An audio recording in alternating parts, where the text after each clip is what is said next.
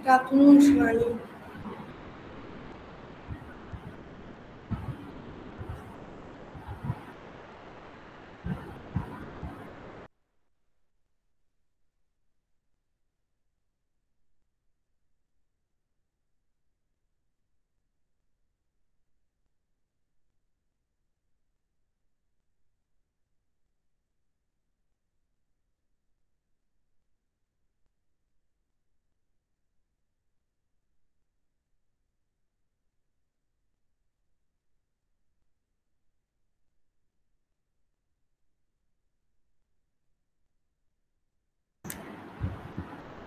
Good afternoon, Shivani.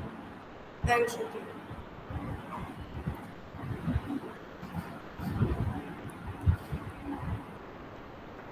Sorry, ma'am, did you say something? I said good afternoon. Good afternoon.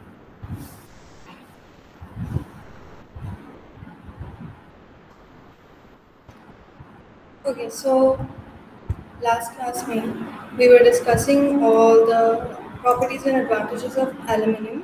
Let's finish that quickly और उसके बाद हम लोग next metal पे move on करेंगे. Uh, but before that, did you guys see कि क्या market में availability है of mild steel and aluminium? Ma'am, not yet. Why not?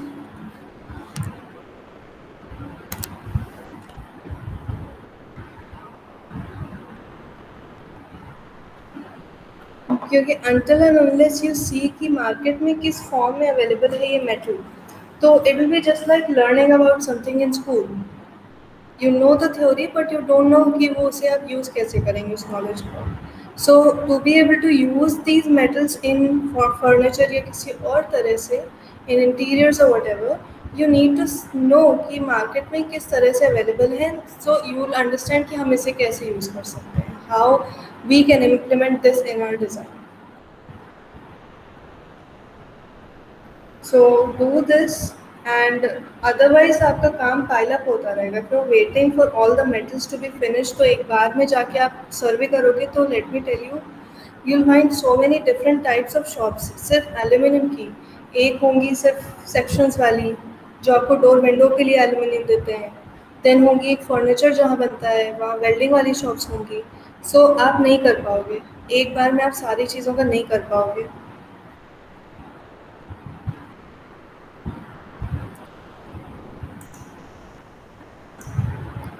Okay, ma'am, then I'll complete my survey.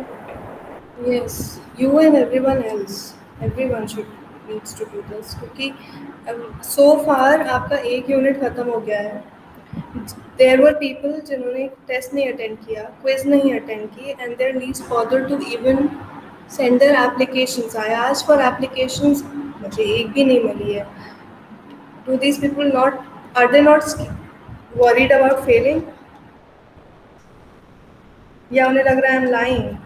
It's in your ordinance. अगर आपने internal में आप present नहीं हैं, so you will be marked absent and fail. I am not trying to scare you. Shruti, you have attended both quizzes so far. Shivani, you have missed one, I think.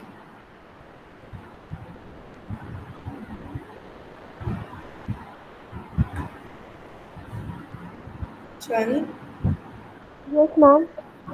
आपने एक quiz miss की है ना? Yes, ma'am. क्यों? Ma'am actually उस दिन मेरी sir और मेरी आईज में बहुत पेन हो रहा था, इसलिए मैं रेस्ट कर रही थी और मैम काफ़ी लेट हो गया. तो आपको एप्लीकेशन देनी पड़ेगी with medical certificate so that you will be eligible for a retest. अगर आप रीटेस्ट भी नहीं दे पाए तो you will B mark failed इस पूरे सेमेस्टर में. आपको दोबारा पढ़ना पड़ेगा. बैक नहीं होगी आपके उस सब्जेक्ट में, you will be failed. Yes ma'am. And आप you're a hard working student, आप अपना काम भी अप टू डेट रखते हो, तो just don't let something so silly derail that, okay? And please inform other students as well. अगर मुझे उनकी एप्लीकेशन मंडे के पहले नहीं मिली, तो रीटेस्ट के लिए I won't accept any applications. And हाँ, एप्लीकेशन में please mention that you want a retest.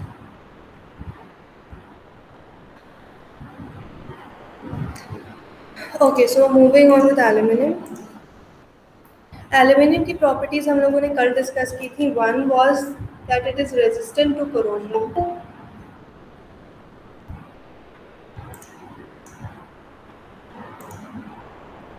Second is that thermal and electrical conductivity high होती है एल्यूमिनियम की. Then it is highly reflective, सिर्फ लाइट के लिए नहीं, हीट के लिए भी. And it is non toxic and recyclable. And recycling aluminium takes only 5% of the total energy जो उसे प्रोड्यूस करने में लगती है. And it has good finishability, मतलब कि इसमें कोई प्रोटेक्टिव कोटिंग की ज़रूरत नहीं होती है. You can use different techniques without damaging the material. Like sandblasting is a very abrasive technique. इससे बहुत हार्श होती है to the surface. Then polishing भी कर सकते हैं एंड इवन वायर ब्रशिंग भी कर सकते हैं. Then you can also paint it with chemicals, with paints and through electrochemical techniques. Then it is very strong, stronger than mild steel. And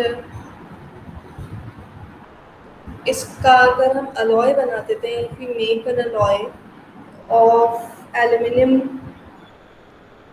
with copper या aluminium with manganese and silicon, then उसकी strength और ज़्यादा बढ़ जाती है. And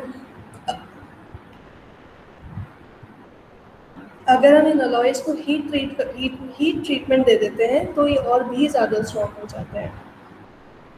then it has a high strength to weight ratio, मतलब कि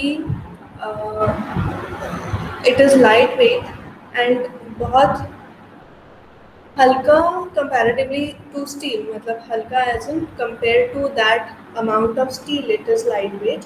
and वो लाइट वेट सेक्शन बहुत ज़्यादा वजन झेल सकता है. That is why it is use to construct ships, vehicles like cars, automobiles and aircrafts. Then ease of fabrication, मतलब हम एल्यूमिनियम को बहुत तरह से वर्क कर सकते हैं. एज इन इसको रोल फॉर्म कर सकते हैं, इसके ट्यूबुलर स्ट्रक्चर्स बना सकते हैं, वायर्स बना सकते हैं. It can be turned, it can be milled and it can be bored. As in उसमें हम लोग परफोरेशंस क्रिएट कर सकते हैं. जो भी हम मशीन्स यूज़ करना चाहें वो इस पर यूज़ कर सकते हैं without damaging it. Then it is ductile, as in it can be made into wires easily without breaking, and it is also malleable. तो ये बहुत flexible होता है if you're trying to form it into something, some shape. And it low temperatures पे aluminium की strength बढ़ जाती है. And जो corrosion resistance होता है aluminium का naturally जो होता है वो भी बढ़ जाता है. मतलब it becomes more resistant to corrosion in colder climates. Okay, so ये तो था जो हम लोगों ने कल प्रॉपर्टीज़ पढ़ ली थी. This was the recap of all those. अब हम लोग एक और we are going to continue with it. So the next advantage या प्रॉपर्टी ऑफ एल्यूमिनियम इज़ कि it is impermeable and odourless. Impermeable मतलब कि ये permeability मतलब passing through it, the ability of a material to let something pass through it. It is impermeable, मतलब इसमें पानी, bacteria, germs, ऐसी कोई भी चीज़ इसमें अंदर नहीं घुस सकती. Meaning it creates a shield इन सब चीज़ों के लिए. एंड इट इज़ ओडरलेस, मतलब इसका कोई पर्टिकुलर स्मेल नहीं होती. लाइक आयरन की पर्टिकुलर मेटल टाइप की स्मेल होती है. There is a smell to it. It feels, I can't explain it, but it has a metallic smell to it. But this aluminium is odorless.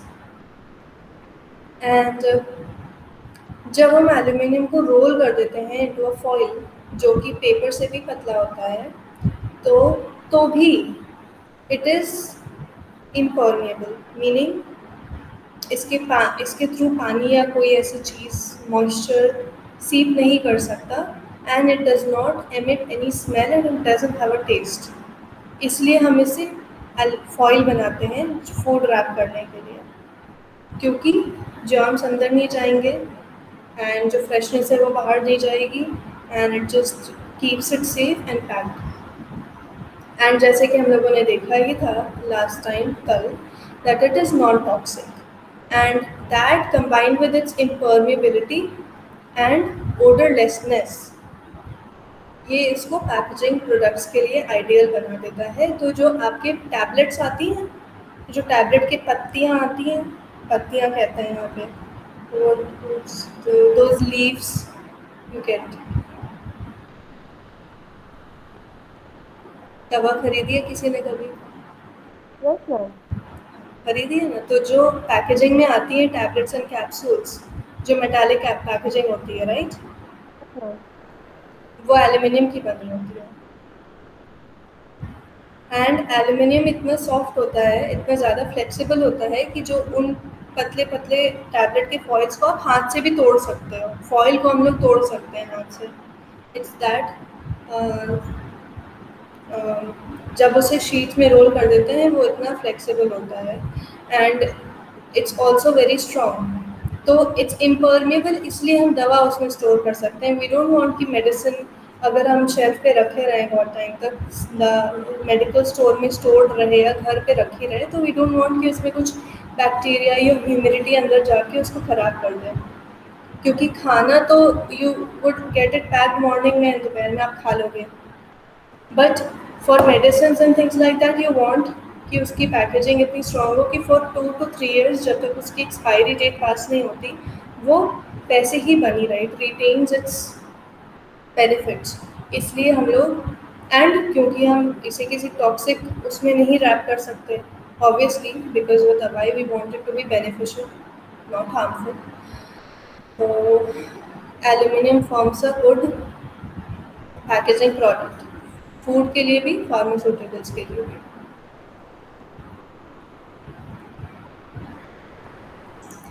Then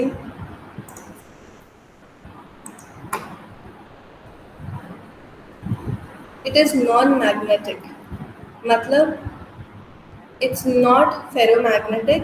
जैसे हम लोगों ने mild steel में पढ़ा था, तो mild steel is ferromagnetic, meaning it gets attracted to magnets. जो magnetic waves होती हैं वो उसे इफेक्ट करती हैं, बट एल्यूमिनियम को they don't effect. So aluminium does not attract magnets, and thus it is referred to as a paramagnetic in layman's language। मतलब एक होते हैं फेरोमैग्नेटिक, मतलब जो जिसमें आयन का कंटेंट होता है, and they get attracted to magnets, जैसे आयन, निकल।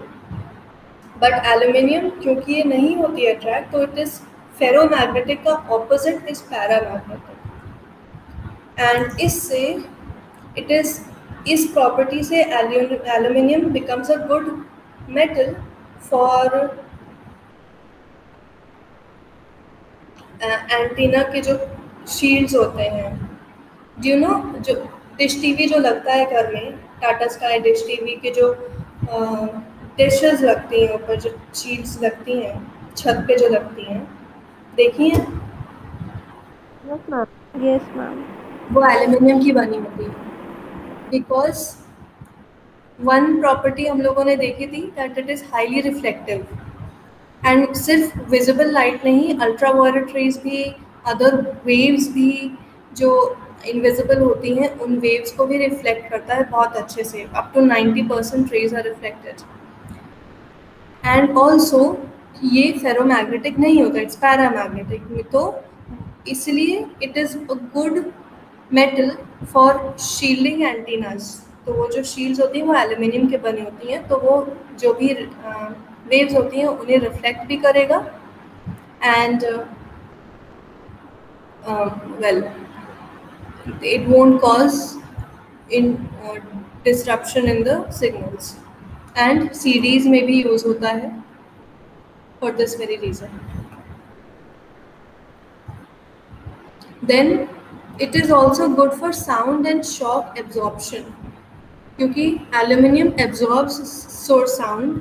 सो जो रूफ सीलिंग्स होती हैं या जो ऑटोमोबाइल्स में शॉक एब्जॉर्बर्स होते हैं, जिन्हें हम शॉकर्स बोलते हैं, जो स्प्रिंग जैसे होते हैं बड़े बड़े, they are also good made out of aluminium, because aluminium में shock absorption and sound absorption properties अच्छी होती हैं. देन एल्यूमिनियम फोम एक मटेरियल होता है which is made out of aluminium. It looks something like this. Hold on.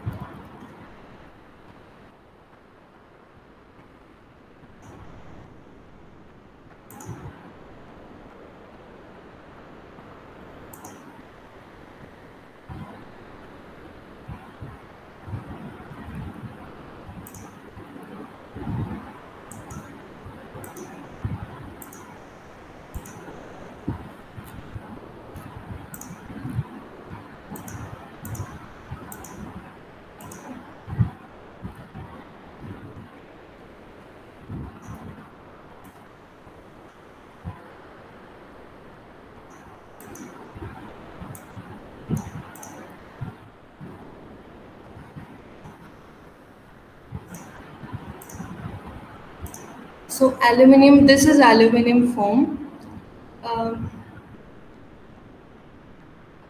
It is, इसमें जैसे आप देख सकते हो जो उसकी पोरोसिटी है वो हाई है. It's not a thick solid material, इसमें नेचुरली पोर्स है. तो इसका जो पोरोसिटी होती है, मटेरियल कॉम्पोजिशन होता है, थिकनेस होती है, इन सब की वजह से आप मतलब नेक्स्ट टू नेक्स्ट सेम में you will study about acoustics. तो यू विल सी कि I tell you in brief detail कि अच्छे अकूस्टिक मटेरियल्स में क्वालिटी होती है कि वो साउंड एब्जॉर्ब करते हैं. ना साउंड एब्जॉर्ब करने के लिए अगर हम पोरस मटेरियल जैसे कि ये है लेंगे तो sound waves are not really absorb किसी चीज़ में, because they're waves. It's not a material, it's not matter, it's waves. इसमें so वो they hit pores के अंदर के surface में चली जाती हैं. They keep on getting reflected within the pores and then they उस तरह से absorb होते हैं. So porous materials जो होते हैं they act as good acoustic materials, so they absorb sound nicely. And aluminium foam, ये जो मटेरियल आप देख रहे हैं, it is porous and it's because of its thickness and the composition, the structure, it is permeable to sound, मतलब it absorbs sound and shock. तो इसे हम लोग as an acoustic material use कर सकते हैं. So these were all the properties of aluminium. And now अब जो सिर्फ बचा है दैट इज़ कि आपको जाके देखना है एल्यूमिनियम को मार्केट में कैसे अवेलेबल होता है, किस फॉर्म में अवेलेबल होता है, इसके sizes, photographs, sizes and rates, और उसका यूज़ कि ये वाला सेक्शन कहाँ यूज़ होता है, ये जो ऐसे शीट्स मिल रही हैं ये किस चीज़ के लिए यूज़ होती हैं. सो उस मटेरियल का अवेलेबिलिटी कैसे है और उस फॉर्म जिस फॉर्म में अवेलेबल है उसका यूज़ क्या है, साइज़ क्या है और रेट क्या है, ये पता करेंगे आप. तब आपका ये टॉपिक कंप्लीट होगा.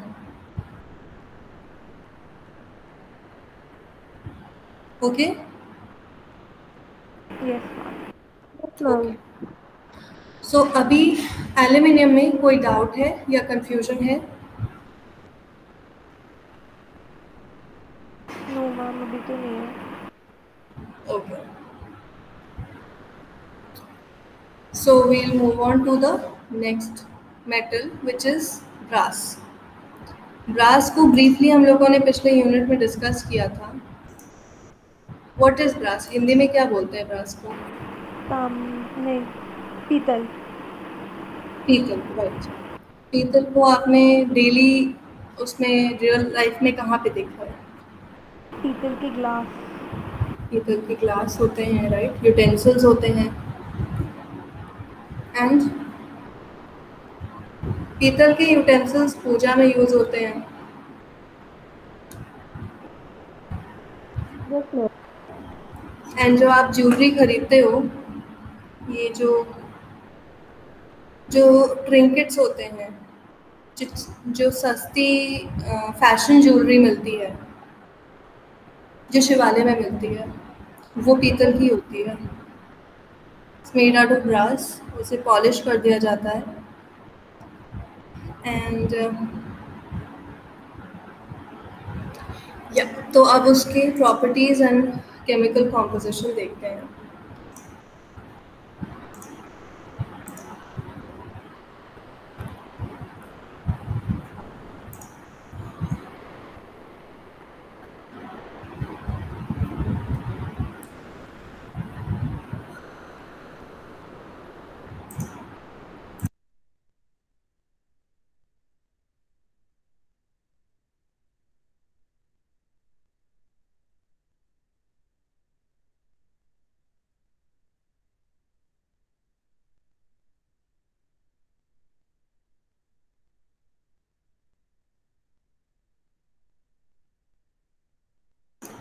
ब्रास बहुत ही वर्सटाइल मेटल है, जिसे हम लोग इतना कॉमनली डेली लाइफ में यूज़ करते हैं कि we don't even realise it.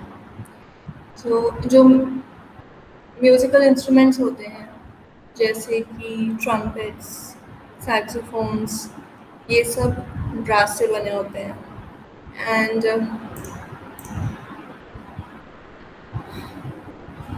Decorative items, जो हैंडल्स होते हैं, ये ना जो डोर एंड विंडो का हार्डवेयर होता है, अगर आपका वो थोड़ा अच्छा हेवी क्वालिटी का लगा है, if it has a yellow finish और even if it has a silver finish, it is probably made out of brass. So brass होता क्या है? Brass is an alloy which is made out of copper and zinc. Copper and zinc का alloy होता है brass. And इसमें जो proportion है, कितना परसेंटेज कॉपर है, कितना जिंक है, it can very based on कि आपको क्या पर्पज से यूज़ करना है ब्रास को। मोस्ट कॉमनली आपको 67:33 रेशियो मिलेगा कॉपर एंड जिंक का। सो copper is 67% and zinc is 33%। But हम लोग कॉपर को 55 to 95% बाई वेट से वेरी कर सकते हैं। मतलब सिक्स ज़रूरी नहीं it's always 67, it can very between 55 to 95%। And subsequently zinc can very from 5 to 45%। ना ब्रास हम लोग म्यूजिकल इंस्ट्रूमेंट्स में यूज़ करते हैं, like I just said that photograph.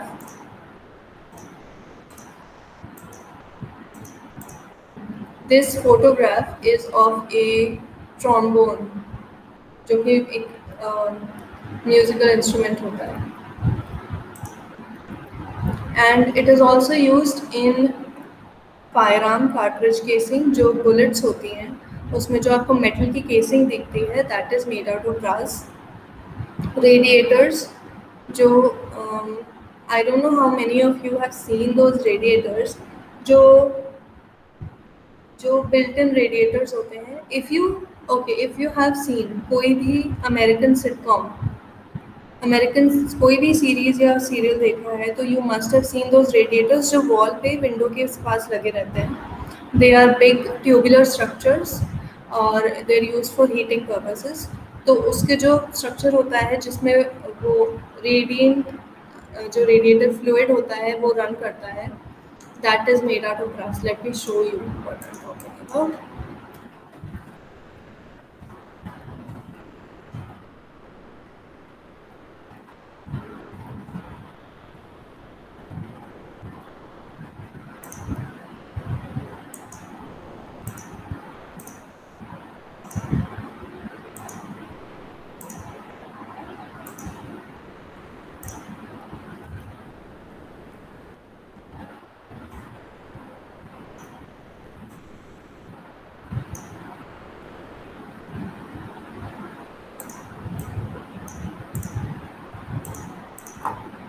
This is a radiator. इसका ये जो मेटल केसिंग है, आपको जो भी ट्यूबुलर स्ट्रक्चर एंड उसके वॉल्स दिख रहे हैं, they are all made out of brass. Then architectural trim. जो मेटल की ट्रिम यूज़ होती है, मेटल की ट्रिम इंडिया में नहीं यूज़ होती, बट हाँ वेस्टर्न कंट्रीज़ में यू सी दिस. जो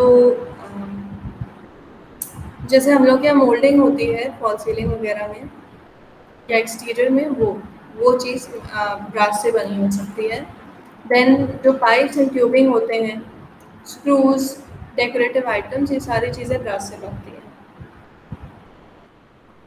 तो ब्रास की प्रॉपर्टीज़ क्या होती हैं? ब्रास का जो नेचुरल अपीयरेंस होता है, जैसे आपने देखा इस इमेज में, it is bright gold in colour and इसको ये वेरी कर सकती है. It can be bright gold in appearance या फिर वो येलो.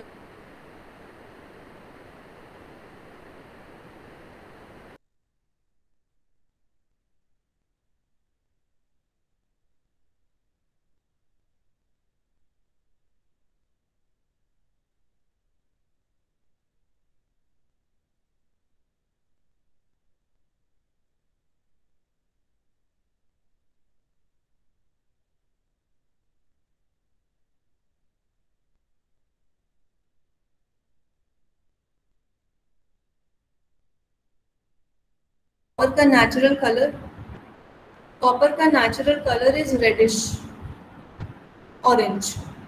सो अगर हमारे ब्रास में कॉपर का परसेंटेज ज़्यादा होगा तो it will give that alloy reddish या रोजी टोन, तो वो गोल्ड या रेडिश गोल्ड अपीयर करेगा. वाइल वेराज अगर जिंक ज़्यादा होगा तो that will give it a silverish whitish finish, क्योंकि जिंक वाइट होता है कलर में and copper is reddish, almost reddish, rose gold colour का, जो आप समझ सकते हैं.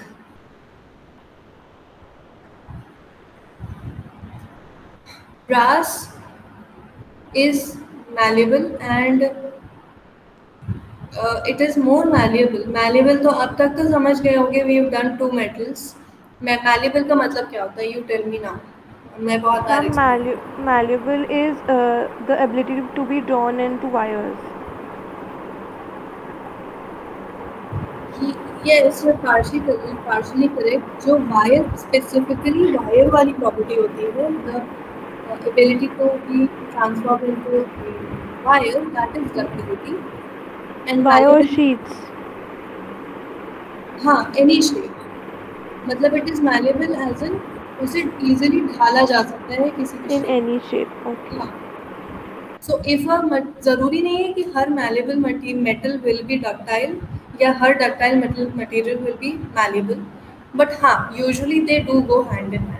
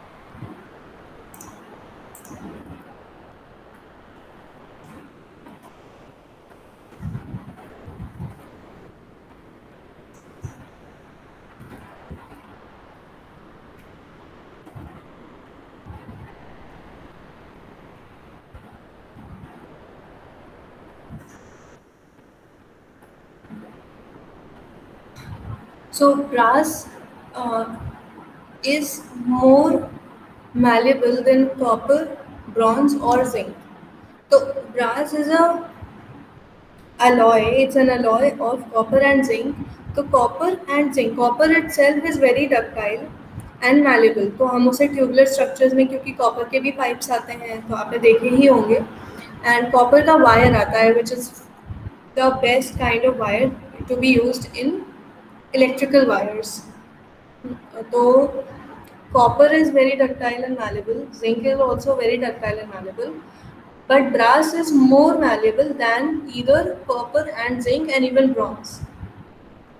इसलिए हम लोग ब्रास के, देखो इंस्ट्रूमेंट्स होते हैं, musical instruments, these hardware, door and वगैरह, विंडोज़ के hardware, stoppers and these things, तो ये सारे shapes, even bells and utensils, ये सारी चीज़ें बनाने के लिए it has to be malleable. And then brass has desirable acoustic properties appropriate for use in musical instruments. मतलब उसकी acoustic properties are good enough, good as in ज़रूर वो sound absorb नहीं करता है, it reflects. Meaning when they say desirable acoustic properties appropriate for instruments, तो मतलब ये नहीं कि वो sound absorb करता है. It means कि it absorbs just the right amount of sound and reflects just the right amount for the sound जो हम musical instrument से निकाल रहे हैं, for it to sound really nice.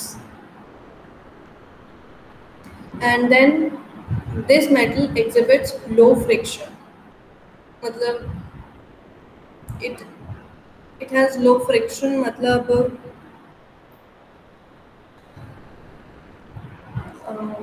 well, how do I explain it? See, जैसे इसका फ़ायदा क्या होता है कि जैसे हम म्यूज़िकल इंस्ट्रूमेंट कम्प्लीटली ब्रास का, जैसे ट्रॉम्बोन या सैक्सोफोन या इस टाइप की कोई चीज़ बनी हुई है, तो इवन उसके जो मूवेबल पार्ट्स हैं वो भी ब्रास के बने होते हैं. तो लो फ्रिक्शन, तो मतलब उसका वो ईजिली मूव होंगे without creating too much heat या without creating too much resistance या ऑब्स्ट्रक्शन. फ्रिक्शन से यही तो होता है. फ्रिक्शन का मतलब क्या होता है? Friction, action is equal to reaction. Action क्या होता है? मूवमेंट या फोर्स. उसके ऑपोजिट रिएक्शन में क्या क्रिएट होता है? Friction. Friction means the resistance that is created जब भी कोई चीज़ मूव या कोई दो सर्फेसेस एक दूसरे के अगेंस्ट मूव होते हैं या टच होते हैं. So it has low friction. So that's why वो मूविंग पार्ट्स में, जैसे कि हम लोग चिटकनी में लगाते हैं, डोर विंडो स्टॉप्स के में लगाते हैं, तो इट हैज़ लो फ्रिक्शन. तो उससे क्या होता है कि आपको वो चीज़ें अगर मूविंग पार्ट्स भी ब्रास के बने हैं तो वो आपको मूव करने में आसानी होगी. That's what it means.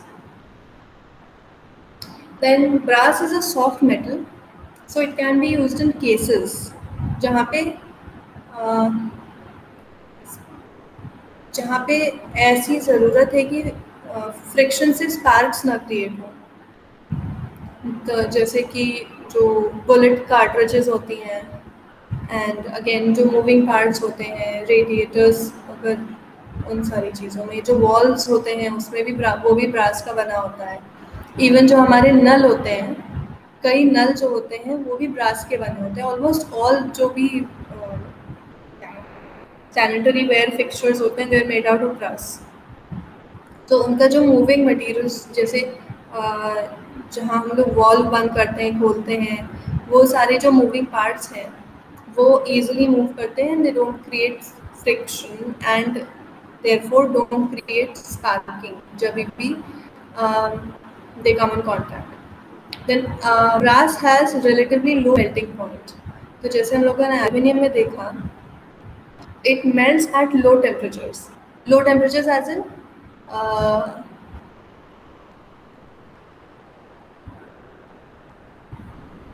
compared to iron, it melts at low temperature.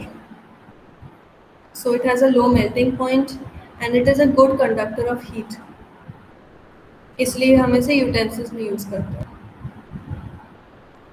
Brass resists corrosion and even जो जैसे गैल्वेनिक कोरोजन का मतलब क्या होता है कि जैसे हम लोग गैल्वनाइज्ड आयरन यूज़ करते हैं कि उस पे रस्ट नहीं लगेगी।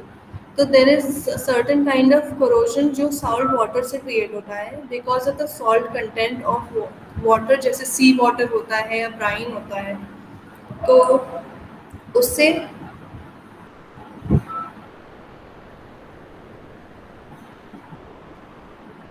उससे एक वाइट कलर का एफर्वेसेंस क्रिएट हो जाता है सरफेस पे, जो which creates corrosion eventually.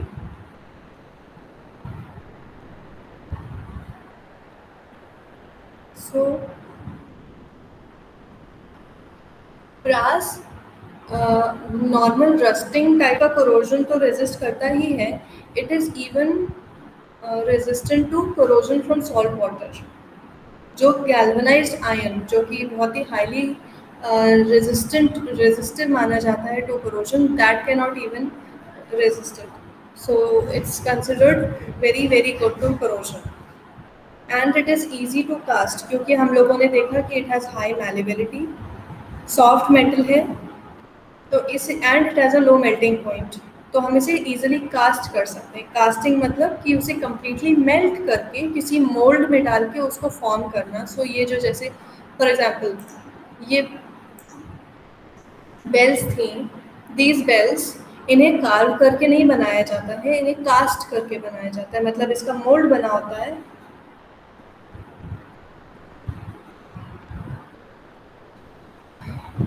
और फिर मोल्टन मेटल को इसमें डाला जाता है एंड व्हेन इट फ्रीजेस तब उसको कास्ट को तोड़ दिया जाता है, that is casting. So it is easy to cast क्योंकि इसकी लो मेल्टिंग पॉइंट होता है and it is highly malleable.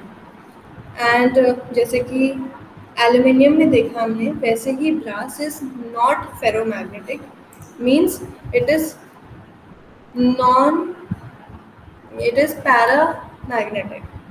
It is not attracted to magnets. And इससे और भी फायदे होते हैं, but among those there is another benefit कि इससे हम दूसरे मेटल स्क्रैप से या जंक यार्ड में दूसरे मेटल स्क्रैप से इजीली सेपरेट कर सकते हैं by just passing a huge magnet from over it.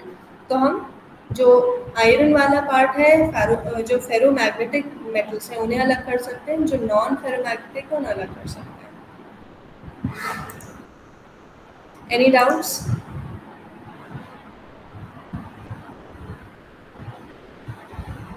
No, ma'am. समझ में आ रहा है? Am I going too fast? No, no, ma'am, it's okay.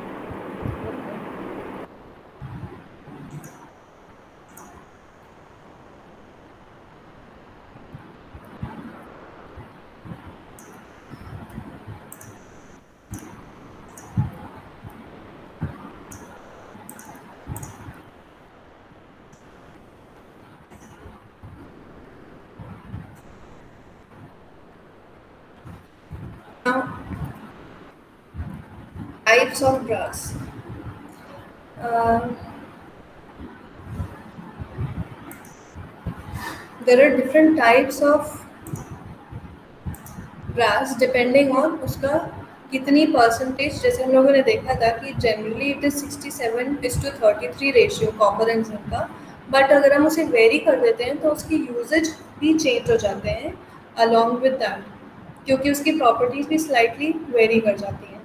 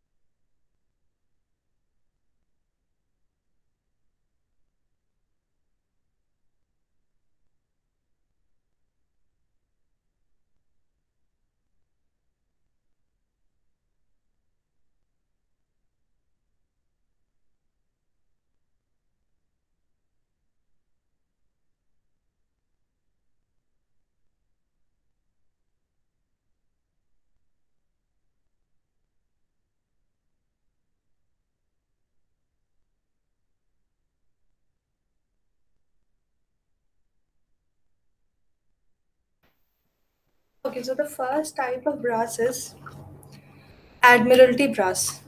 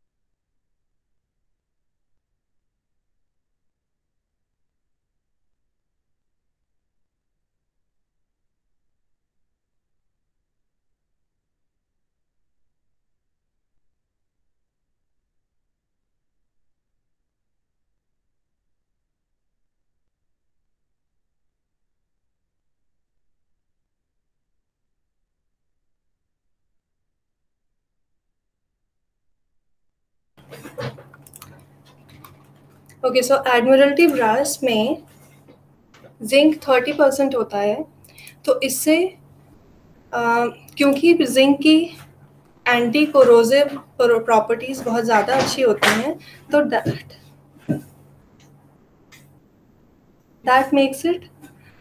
that makes brass extremely resistant to corrosion. And along with copper and zinc, इसमें बहुत थोड़ा सा tin भी add किया जाता है, तो इससे इसका resistance to dezincification, which means कि इसमें जो जिंक है वो उसका अमाउंट इवेंचुअली विद टाइम कम होने लगता है, वो नहीं होता है.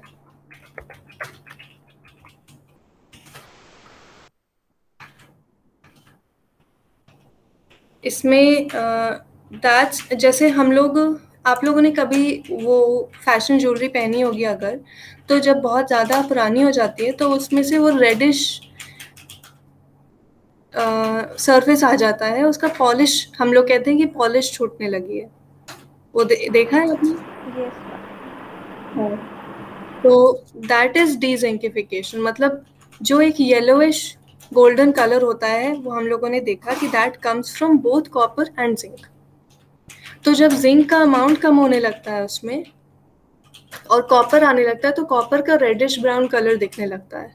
सो इट्स नॉट कि हम ब्रास के ऊपर पॉलिश करते हैं और वो ओरिजिनली रेडिश ब्राउन कलर का होता है और उस पर हम गोल्डन येलो परत चढ़ाते हैं. That's not what happens. वो इनहेरेंटली येलो कलर का होता है, बस उसमें जिंक का अमाउंट कम होने लगता है. सो अगर हम उसमें थोड़ा सा टिन मिला देंगे तो वो प्रॉब्लम नहीं होती है. So this is what dezinkification looks like. I mean, I think आप लोग समझ चुके होंगे already. yes, ma'am.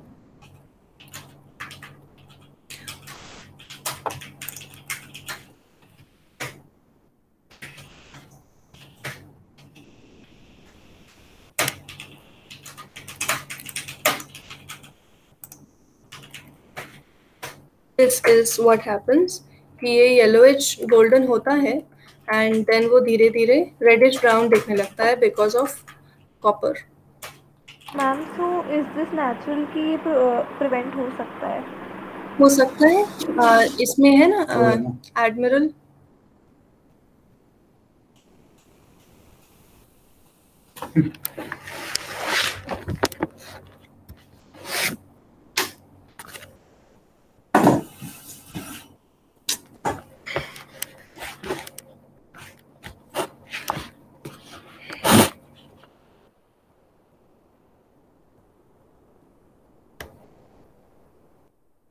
Admiralty brass में हम लोग थोड़ा सा टिन में ऐड करते हैं जिसकी वजह से ये नहीं होता है। टिन ये जो टाइप ऑफ ब्रास होता है that is used for manufacturing tubes for coolers and evaporators जहाँ पे वाटर वाटर एक्सपोजर ज़्यादा होता है। जो कूलर की ट्यूब्स होती हैं उसमें ऑब्वियसली पानी कैरी होता है, इवेपोरेटर्स में पानी होता है एंड जो डीसैलिनेशन प्लांट्स होते हैं जहाँ पानी का जो सॉल्ट कंटेंट होता है वो कम किया जाता है, वहाँ पे यूज़ किया जाता है। बिकॉज ब्रास में हम लोगों ने देखा कि it has it is it resists corrosion including corrosion from salt water।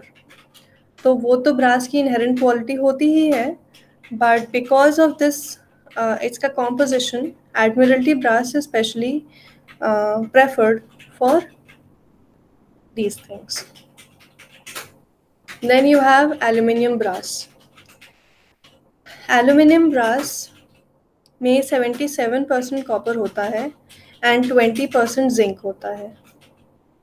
Then बाकी का जो 2% बचा दैट इज एल्यूमिनियम। 3% बचा, I don't know what they do with that 1 more%। I think the rest should be aluminium, it should be 3% aluminium. And इससे क्या होता है कि it becomes very resistant to many kinds of corrosion.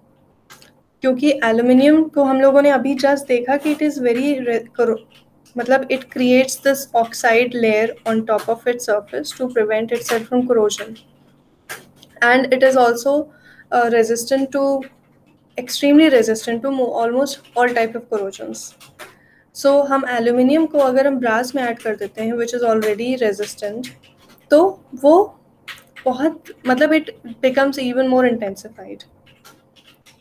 so इस वजह से it is used in places या objects जहाँ पे बहुत ज़्यादा हीट एक्सट्रीमली हीट अप होते हैं, हाई हीट होती है या हीट फ्लक्चुएशन बहुत होता है, टेम्परेचर फ्लक्चुएशन बहुत होता है, जैसे कि heat exchangers and condensers. Condensers ACs में यूज़ होते हैं, फ्रिजेस में यूज़ होते हैं, ऐसी जगह पे एल्यूमिनियम ब्रास यूज़ होता है। Then you have third type of brass जो होता है कार्ट्रिज ब्रास।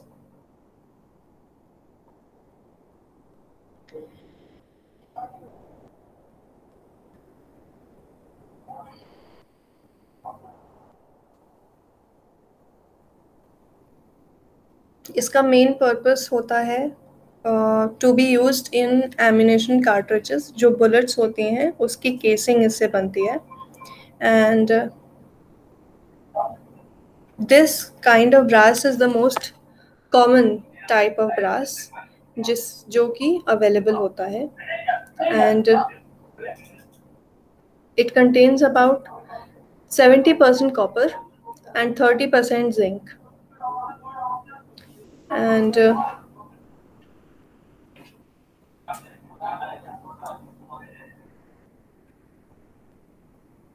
बतिया तो रहा हूँ लेकिन नाराज हूँ तुमसे बहुत।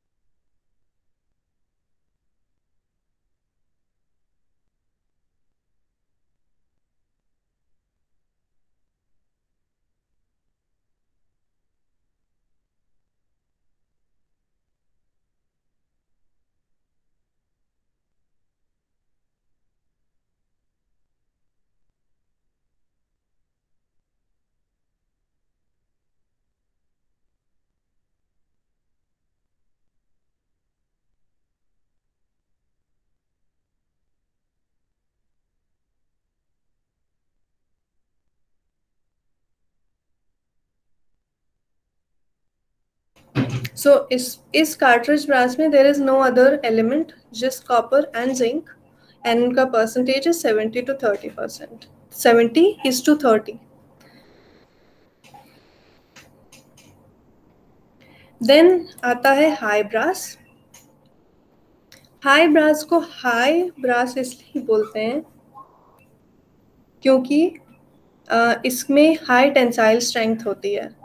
And I have already explain tensile strength क्या होता है. तो नाउ समबडी टेल मी कि क्या होता है. What you understood about tensile strength?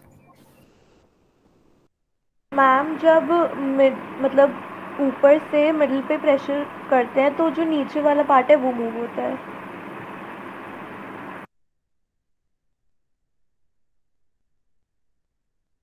कोई इसमें कुछ ऐड करना चाहेगा?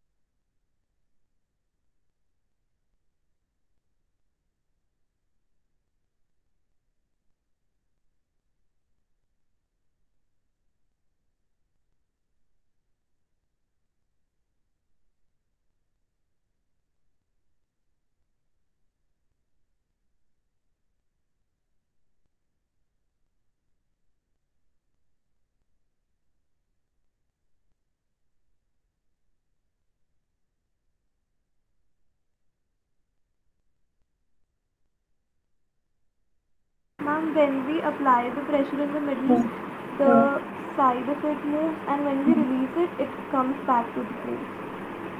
हाँ, वेरी वेरी क्लोज. ऐसे याद रखो, मतलब आप, I think you have understood, बस वो वर्ड्स नहीं मिल रहे हैं. बेसिकली व्हाट हैपेंस इज, किसी भी चीज, किसी भी ऑब्जेक्ट को अगर हम बेंड करते हैं, राइट, अगर हम किसी भी पेपर को, शीट को, ऑब्जेक्ट को अगर बेंड करेंगे, या उसके एंड्स पे जो सिरे हैं उसके, उस पे एक ही सेम डायरेक्शन में फोर्स लगेगा तो वो बेंड होगा ऑब्वियसली.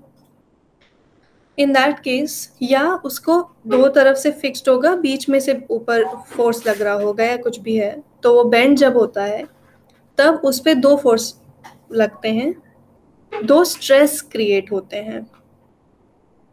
तो बेंडिंग फोर्स को टेंसाइल फोर्स कहते हैं. एंड जो दो स्ट्रेस होते हैं, मतलब अगर हम फॉर एग्जांपल, अगर आप जब स्ट्रेच करते हो, आप अपने टोज टच करने की कोशिश करते हो, तो आपके बॉडी पे दो तरह के स्ट्रेस फील होते होंगे आपको. आपकी पीठ खिंचती है, राइट, पीठ स्ट्रेच होती है, एंड आपका जो स्टमक है वो पिचकता है, कंप्रेस होता है, दबता है. वैसे ही हम किसी भी चीज़ को अगर हम बेंड करेंगे, तो जो पार्ट उसका एक्सटेंड हो रहा है वो हमारा टेंसाइल स्ट्रेस में है. स्ट्रेचिंग तो वो टेंसाइल स्ट्रेस है, एंड जो पिचक रहा है वो कंप्रेसिव स्ट्रेस है.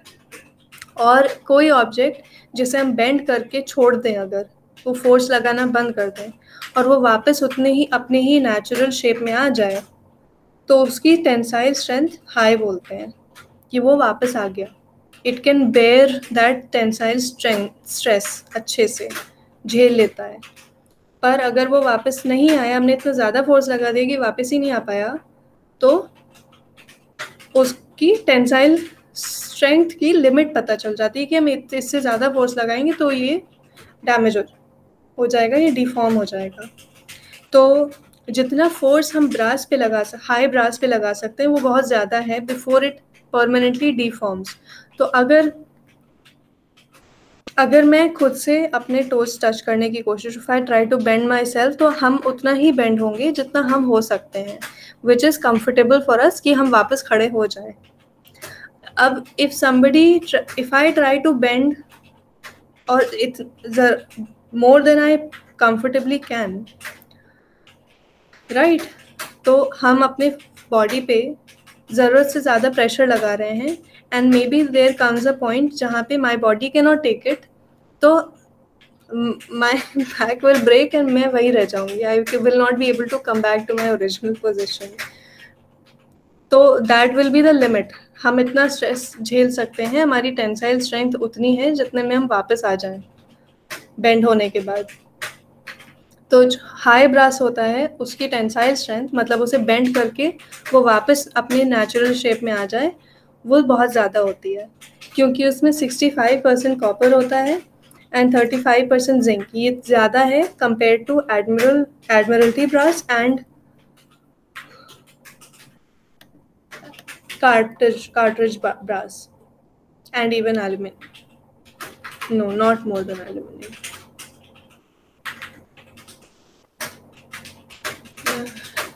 No, cartridge brass में 70-30% होता है.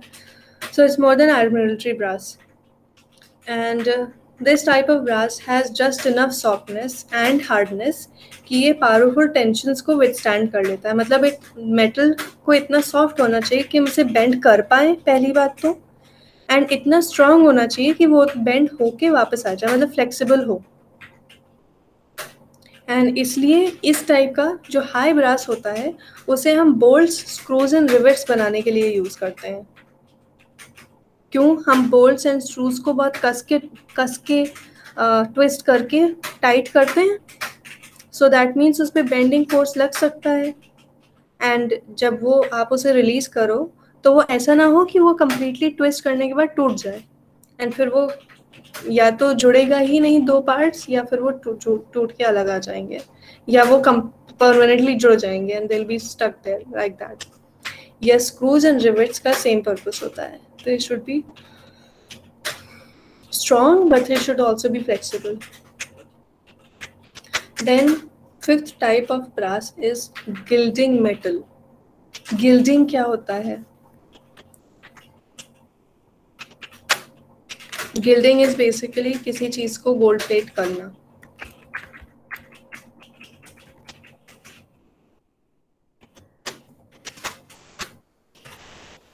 गोल्ड, अगर हम गोल्ड लीफ या गोल्ड पेंट से किसी चीज को कवर करते हैं तो उसको गिल्डिंग कहते हैं. Originally gilding should be done with real gold, but अब हमें सस्ती ज्वेलरी बनानी है या हमें मेडल्स बनाने हैं, मेडल्स जो होते हैं with that you win and then you want to make plaques and mementos जो हम चाहते हैं गोल्ड दिखे, but they don't want them to be too expensive कि हम उसकी किसी को दे ही ना पाए. तो दोज थिंग्स जिस पे हम गोल्ड फिनिश चाहते हैं but we don't want to use gold, उस पे हम ब्रास से गिल्डिंग करते हैं. Gilding is the process of covering something with a gold film या gold plate, sorry gold paint. So जितने भी ब्रास के वर्जन्स हैं इसमें से गिल्डिंग मेटल जो होता है, गिल्डिंग ब्रास, वो सबसे ज़्यादा सॉफ्ट होता है. इसमें 95% कॉपर होता है एंड ओनली 5% जिंक होता है. इससे ये ऑलमोस्ट प्योर कॉपर का लुक आता है, एकदम ऑलमोस्ट रेडिश गोल्डन कलर आता है इसमें. एंड इट इज़ यूज्ड क्योंकि इसमें मोस्टली कॉपर होता है तो it is very very soft. So इसको हम बहुत ही फाइन फॉइल में, मतलब एल्यूमिनियम फॉइल तो बहुत मोटी होती है, पेपर से पतली होती है but it's still quite thick. But gilding metal जो होता है बहुत अच्छा. हैव यू ईटन ऐसी कोई मिठाई जिसपे वो गोल्ड की लीफ होती है? Yes ma'am. हाँ, तो वो जो गोल्ड लीफ होती है वो बहुत बहुत बहुत पतली होती है, right? Even thinner than paper, it's almost like air, इसका कोई वेट ही नहीं है, उतना पतला होना चाहिए. इट्स गिल्डिंग मेटल इतना सॉफ्ट होना चाहिए कि उसे हम उतने थिन विस्पी शीट्स में कन्वर्ट कर सकें विदाउट इट ब्रेकिंग. तो जो ब्रास होता है जिसमें ओनली 5% जिंक होता है, इट इज़ दैट सॉफ्ट कि उसे हम लेयर्स क्रिएट कर सकते हैं टू गिल्ड एन ऑब्जेक्ट और something. So and then sixth type का जो होता है brass, that is leaded brass. मतलब इसमें जो इलेक्ट्रॉनिक एंड इंडस्ट्रियल फील्ड्स में हम ऐसे मेटल्स चाहते हैं जिसमें हाई मशीनेबिलिटी हो, मशीनेबिलिटी मतलब हम इसे किसी मशीन में डाल के किसी कुछ बना सकें, मतलब we want to cut it into laser cutting करनी है, we can put that metal in a laser cutting machine, CNC machine में डालना है उसमें डाल सकते हैं, ऑल सॉर्ट्स ऑफ डिफरेंट, किसी में पंक्चर्स क्रिएट करने हैं we can do that. Workability basically उसे किसी शेप से किसी और शेप में ढालना, meaning malleability. But it is a little different, malleability and machinability में थोड़ा स्लाइट डिफरेंस होता है ये कि जब मशीन से किसी मेटल को वर्क करते हैं तो उस पर बहुत ही हाई इम्पैक्ट लगता है, मतलब उसमें ड्रिलिंग होगी या कुछ होगा, you they are rolled into some sheets या जो भी है, they go through very harsh processes, और ऐसा मेटल जो इनको झेल जाए, ऐसा metal is in high demand in these industries जैसे इलेक्ट्रॉनिक्स हैं या इंडस्ट्रियल फील्ड्स हैं। एंड ब्रास में अगर हम लेड मिला दें तो it we can create a metal जो कि बहुत ईजिली कट होता है।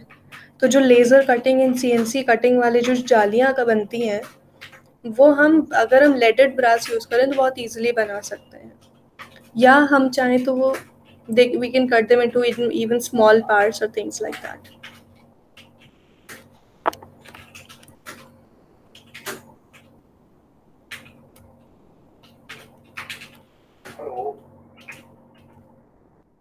ना ब्रास की क्या एडवांटेजेस होते हैं?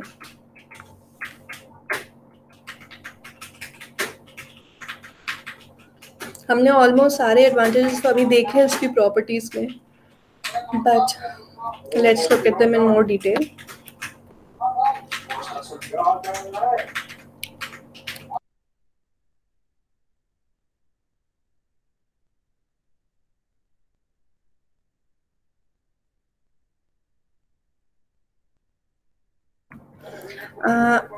ब्रास इज वेरी ड्यूरेबल क्योंकि ब्रास इज नॉन फेरस, मतलब वो मैग्नेटिक अट्रैक्शन को नहीं रिस्पॉन्ड करता है, एंड उसके जो इंडिविजुअल मटेरियल्स होते हैं जैसे कि कॉपर, जिंक, वो भी नॉन फेरस मेटल्स होते हैं।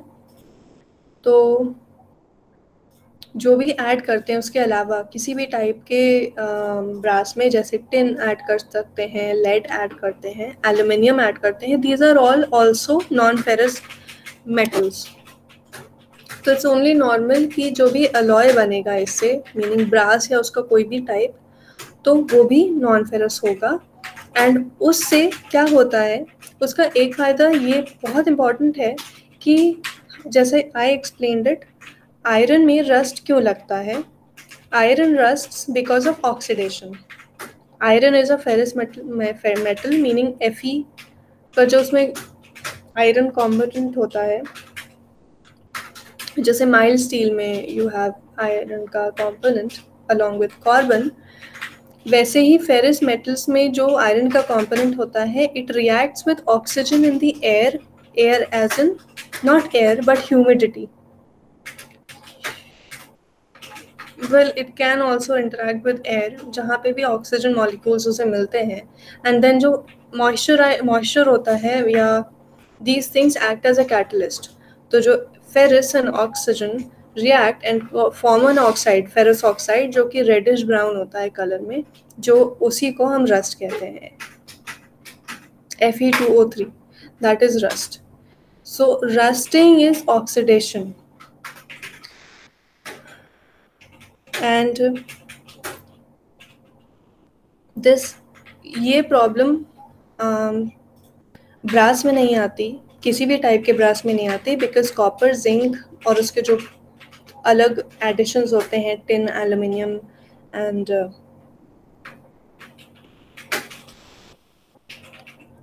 lead, they don't corrode because of oxidation, क्योंकि ये फेरस मेटल्स नहीं हैं, इसमें आयरन का कोई कंटेंट नहीं है इसलिए। सो जैसे रस्टिंग होती है वो आयरन को या आयरन फेरस मेटल को स्ट्रक्चरली वीक बना देती है, मीनिंग वो उस मेटल को ख़त्म कर देती है, वहाँ पे सिर्फ रस्ट रह जाती है। इट्स नॉट अ सरफेस, जो जैसे ऑक्सीडेशन हम लोगों ने एल्यूमिनियम में देखा, तो वो एक सरफेस पे लेयर क्रिएट कर देता है जिसे हम साफ कर सकते हैं। बट आयरन का जो इनहेरेंट कॉम्पोजिशन होता है वही चेंज हो जाता है, वो आयरन रहता ही नहीं है, इट बिकम्स एन ऑक्साइड, तो हम उसे साफ कर ही नहीं सकते। सो इन ब्रास हम टार्निश तो देख सकते हैं, टार्निश एज इन जैसे कि हम लोगों ने डीजिंकिफिकेशन देखा, it becomes reddish because of copper, या वो ग्रीन हो जाती है बिकॉज कॉपर टार्निश होने लगता है, उसमें पेटीना फॉर्म होने लगती है, तो उसका कलर वो डिसकलर हो सकता है, बट सिर्फ उसका अपीयरेंस अफेक्ट होता है, उससे उसकी परफॉर्मेंस या उसकी ड्यूरेबिलिटी नहीं अफेक्ट होती है। So it doesn't corrode, it tarnishes. Tarnish का मतलब उसका सरफेस का लुक चेंज हो गया for some reason, and corrosion का मतलब होता है कि वो मेटल ही खराब हो गया, खराब हो जाना। So it is durable even if it gets tarnished, वो फिर भी ड्यूरेबल रहता है, स्ट्रॉन्ग बना रहता है, and it still maintains its advantages. So it is durable, हर टाइप का ब्रास। एनी डाउट्स अभी तक, कोई questions?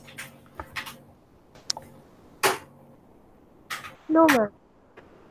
Okay then ma'am brass, हाँ यस श्रुति। बाकी प्लीज नेक्स्ट टर्न पे। अच्छा, तो अभी लास्ट 40 मिनट्स में क्या करेंगे आप? कोई बात नहीं मैम, आप पढ़ा दो।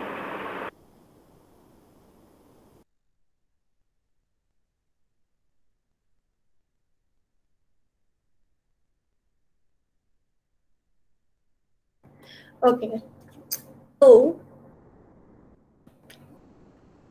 ओके आप जो मार्केट सर्वे करोगे उसमें आई ऑलरेडी टोल्ड यू कि आपको क्या क्या करना है। आपको जो भी मेटल है, जैसे माइल्ड स्टील हो गया, एल्यूमिनियम हो गया, एंड लेट्स से कि ब्रास भी हो गया है, इसमें देखो 2 ही पॉइंट्स और बचे हैं, तो लेट मी फिनिश दिस। तो आपके 3 टाइप के मेटल कंप्लीट हो जाएंगे। सो जब आप मार्केट सर्वे करोगे and do it sooner than later, तो उसमें आप उसकी अवेलेबिलिटी देखोगी कि किस फॉर्म में अवेलेबल है, सेक्शंस में, शीट्स में, ट्यूब्स में क्या क्या अवेलेबल है, और हर पॉसिबल उसका फिनिश प्रोडक्ट आप ऑब्जर्व करोगे एंड उसकी इन्वेंटरी बनाओगे। मतलब you will note it down कि ये है, फोटो क्लिक करो एंड नोट डाउन कि उसे क्या बोलते हैं, and even if you can figure out तो कॉमन नेम भी पता कर लो। Then you figure out, ask people कि उसका रेट क्या है एंड उसकी क्या क्या साइजेस अवेलेबल होते हैं।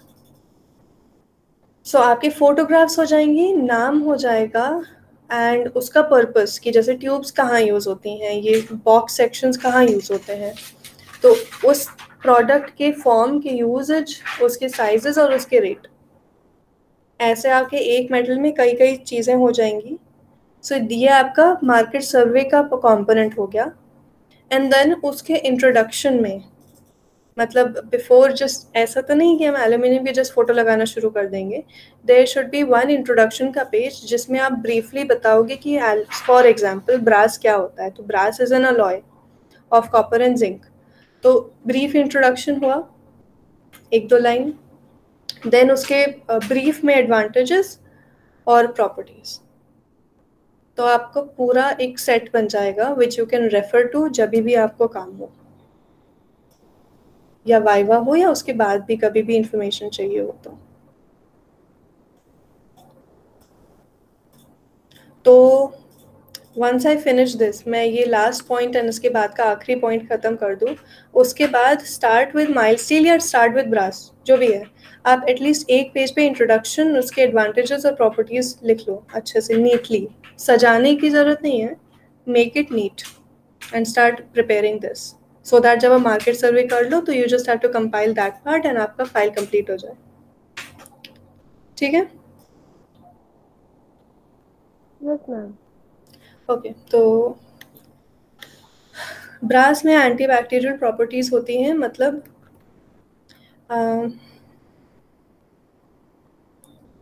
जो बैक्टीरियाज एंड वायरसेस या इस टाइप के ऑर्गेनिजम्स होते हैं, तो हम लोग कॉपर, ऐसा माना जाता है कि कॉपर के ग्लास में या कॉपर के बर्तनों में खाना चाहिए, यूज़ करना चाहिए, बिकॉज उसमें वो बेनिफिशियल होते हैं, हेल्थ के लिए बेनिफिशियल होते हैं। They don't add to your health, but हाँ ये है कि देर इज़ अ पॉसिबिलिटी कि अगर कोई जर्म्स या बैक्टीरियाज होंगे तो वो मर जाएंगे। कैसे मरते हैं कि कॉपर जो होता है ब्रास में, आपने श्रुति, आपने the first thing you told was कि आप ब्रास के बर्तन होते हैं, ग्लासेस होते हैं, वो इसीलिए क्योंकि ब्रास में जो कॉपर होता है वो उसके मॉलिक्यूल्स जो सिंगल सेल्ड ऑर्गेनिजम्स होते हैं, बैक्टीरिया टाइप, इस टाइप की चीज़ें, जर्म्स, बैक्टीरियाज, उनको मार देते हैं। एंड इससे ब्रास या कॉपर का कोई भी अलॉय वाटर फिल्ट्रेशन के लिए बहुत अच्छा माना जाता है, एंड सैनिटेशन सिस्टम के लिए अच्छा माना जाता है। And they're even used in kitchen sink, laboratories and बाकी हाउसेस जहाँ पे हार्मफुल बैक्टीरियाज ब्रीड हो सकते हैं।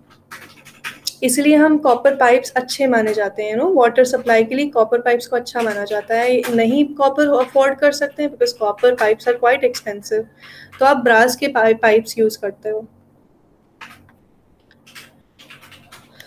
Then you have last point, aesthetics. Pure copper का जो कलर होता है वो बहुत ही रेडिश होता है, and it's very bright and it's very red, but brass जो होता है, brass looks quite nice क्योंकि उसका appearance is golden yellow and it looks very similar to gold, इसलिए जो accessories and decorative elements होते हैं, जो ज्वेलरी होती है, फैशन ज्वेलरी, वो ब्रास की बनती है because it looks so much like gold. सो ये एडवांटेजेस हैं। एंड अब आपको अपना पार्ट करना है ब्रास में मार्केट सर्वे का। So now you have half an hour, आप स्टार्ट कर दो इंट्रोडक्शंस बनाना। 3 मेटल हो गए, आपको 3 पेजेस बनाने, अभी बना लो। Okay ma'am.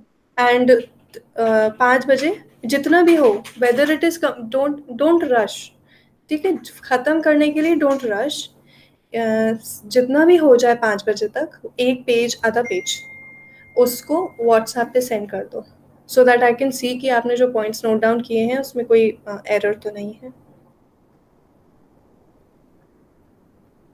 Okay ma'am. Okay okay ma'am. अरे बाप रे, श्रुति की तो ऐसी आवाज आ रही है। एंड स्तुति, व्हाट अबाउट यू? आपकी तो आवाज आती ही नहीं है, थकी हुई आवाज नहीं आती, खुश आवाज नहीं आती। क्लास में भी शांत रहती थी, मीटिंग में भी शांत रहती, पर क्लास में दिखती तो थी। I don't even know if you are here और नॉट।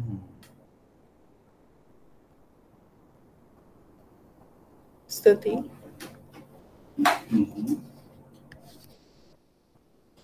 नहीं है लगता है Stuti. She is just in the meeting but she is not in the meeting. Yes ma'am. Stuti बेटा, आप बोलते क्यों नहीं हो कुछ? मैम समझ में आता है इसलिए मैम बोलते नहीं है। हाँ तो बोला करो कि हमें समझ में आ रहा है ma'am. Got it? Yes ma'am, understood. Yes ma'am. And सुबह आई थिंक आप ही तीनों लोग थे, देयर वाज नोबडी एल्स। हाँ, इट वाज यू 3। तो अब स्तुति रिस्पॉन्ड किया करो, डाउट हुआ करे तो पूछा करो। Yes ma'am. तो लगे कि आप हो क्लास में। Yes ma'am. एंड आपकी जो क्लासेस मिस हुई थी उसमें क्या अपडेट है? काम हो मैम रहा है? उसको यस मैम कवर कर रहे हैं यूट्यूब से वीडियोस देख के। कोई डाउट हो तो पूछ लेना। Yes ma'am. ठीक है, ओके। तो अभी फिलहाल स्टार्ट विद माइल्ड स्टील, मतलब mild steel, aluminium and brass, इनके इंट्रोडक्शंस बना लो। Okay ma'am. And next class Wednesday को होगी आई थिंक, तो उसके पहले इफ यू वांट आप लोग ग्रुप में जा सकते हो. Don't take the same photo and उसको आपस में शेयर करके लगा. Don't do that. Copy paste मत करना, but you can go together so that. And हाँ, यू कैन से कि आप लोग मार्केट सर्वे के लिए आए हो. It's for education, for your assignments and stuff. तो वो बता देंगे अच्छे से. इफ़ यू वांट एल्यूमिनियम का मार्केट 80 फीट रोड पे there are a lot of aluminium door and window की शॉप्स. एंड इवन गुमती में, किदवाई नगर, हर जगह है. मतलब you will find these shops everywhere. If नहीं मिल रहा हो तो गूगल कर सकते हो. फिर भी नहीं मिले तो मुझसे पूछ लो ना. आई विल टेल यू कहाँ पे.